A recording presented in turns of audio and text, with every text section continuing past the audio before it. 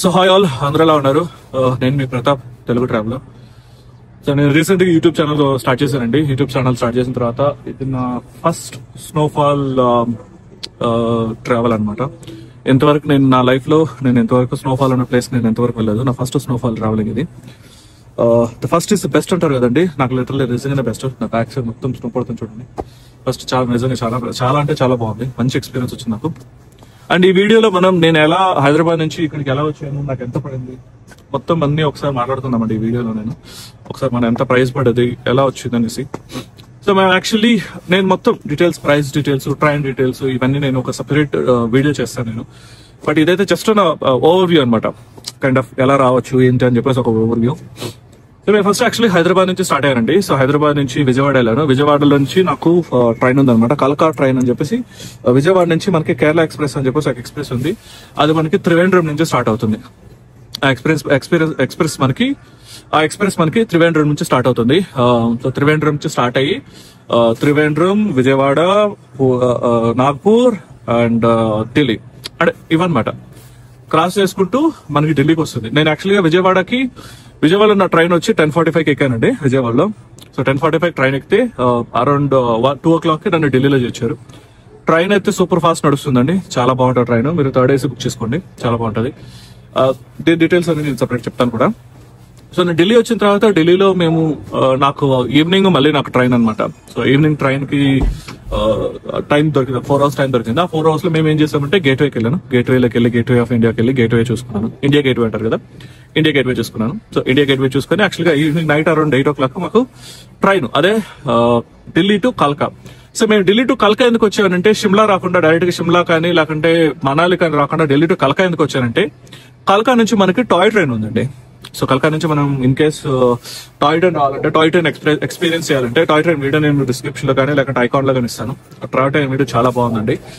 అంటే kind of స్నోలో నుంచి curves, 110 టర్నల్స్ ఉన్నాయి, 600 కర్వ్స్ ఉన్నాయి. సో అలా డిఫరెంట్ కర్వ్స్, టర్నల్స్ నుంచి తీసుకొని వస్తారు. చాలా బాగుంటుంది ఎక్స్పీరియన్స్, అయితే చాలా బాగుంటుంది. నేను మీకు వీడియో అయితే డిస్క్రిప్షన్ లో ఇస్తాను, లేదంటే ఐకాన్ లో ఇస్తాను. ఇక్కడ ఐకాన్ లో ఇస్తాను చూడండి. అండ్ కల్కాకి వచ్చిన తర్వాత కల్కాలో మమ్మల్ని అరౌండ్ 4:30కి దించేశారు. సో 4:30 దించారు. 5 o'clock కి కల్కా టు షిమ్లా టాయ్ ట్రైన్ ఉందన్నమాట. 5 o'clock కి, విచ్ ఇస్ 5:45 స్టార్ట్ అవుతుంది. అంటే అక్కడ త్రీ డిఫరెంట్ ట్రైన్స్ ఉన్నాయి. మీరు ఏ ట్రైన్ కావాలంటే ఆ ట్రైన్ తీసుకొని, నా సజెషన్ ఏంటంటే మార్నింగ్ ట్రైన్ తీసుకోండి. మార్నింగ్ ట్రైన్ ఏంటంటే మీకు స్నో పడుతుంటే స్నో చూడడానికైనా, వెదర్ చూడడానికైనా, అప్పుడే సన్ రైజ్ అవుతుంటది, సన్ రైజ్ చూడడానికైనా బాగుంటది ఆ టైంలో. 5:45 తీసుకున్నట్లయితే. సో ఆ జర్నీ చేసుకుంటే మేము అది 90 kilometers అండి. 90 kilometers అయినా కానీ వాడు 5 hours టైం తీసుకుంటారు. ఎందుకంటే ఆ ట్రైన్ మాక్సిమం స్పీడే 20, మ్యాక్స్ టు మ్యాక్స్ వెళ్తే 25 వెళ్తున్నారు. దాని మించి వెళ్ళట్లేదు ట్రైన్ అయితే. సో నా బ్యాక్ సైడ్ చూడండి, ఇప్పుడే సన్ రైజ్ అవుతుంది. ఎంత బాగుంది చూడండి, సన్ రైజ్ ఎంత బాగుంది చూడండి. బ్యాక్ సైడ్ చూడండి. సో నా వీడియోలో సన్ రైజ్ అవడం ఇంకొక గ్రేట్ అండి. సన్ రైజ్ చూసుకుంటూ వెనక స్నో, మంచు చూసుకుంటూ. యాక్చువల్గా మేము వచ్చినప్పటికీ మంచు పడుతుందని చెప్పేసి అన్నారు. సో బట్ మా బ్యాడ్ లక్ ఏంటంటే మంచు పడట్లేదు, అదే స్నో పడట్లేదు. మేము పాంగాంగ్ వ్యాలీకి వెళ్తే మాకు స్నో పడుతుందని చెప్పి చెప్తున్నారు. పాంగాంగ్ వ్యాలీకి వెళ్తే స్నో పడుతుంది, నీకు అక్కడ స్నో ఉంటుంది, స్నో పడుతుంది అని చెప్పి చెప్తున్నారు. సో మా ప్లాన్ కూడా అదే అండి. ఇప్పుడు మాకు పాంగాంగ్ వ్యాలీకి వెళ్ళాలనే ప్లాన్ ఇక్కడ నుంచి. సో మనం కంటిన్యూ చేద్దాం. సో కల్కా నుంచి షిమ్లాకి వచ్చామండి. షిమ్లాలో 1 day స్టే చేసాము. షిమ్లాలో 1 day స్టే చేసుకొని మేము అక్కడ మనకి హనుమాన్ టెంపుల్ ఉందన్నమాట. హిడింబా హనుమాన్ టెంపుల్, అక్కడ మనకి హనుమాన్ టెంపుల్, జాసు హనుమాన్ టెంపుల్ ఉంది.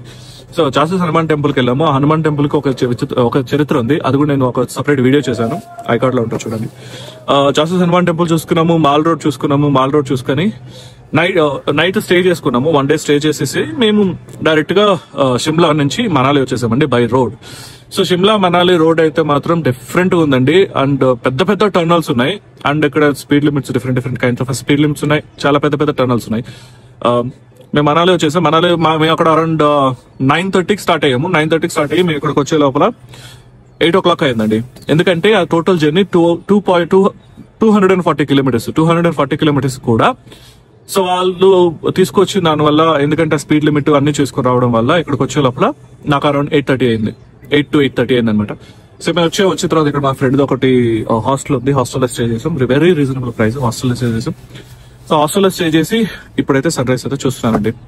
ప్రస్తుతానికి ఇప్పటివరకు ఇది. సో ఇక్కడ నుంచి మీకు ఎలా ఏంటి మిగతా కంటిన్యూషన్ వీడియోస్ అన్ని నేను చెప్తాను, part 2లో చెప్తాను. ఎందుకంటే ఇది నా డే 4 లో జర్నీ. ఇది మీకు నేను పార్ట్ 2 లో చెప్తాను. సో మీకు ఈ వీడియో నచ్చుతుంది అనుకుంటున్నాను, ఇన్ఫర్మేషన్ ఇచ్చాను అనుకుంటున్నాను. ఫుల్ ఇన్ఫర్మేషన్ ప్రైజెస్ తో సహా ఒక వీడియో చేసి పెడతాను.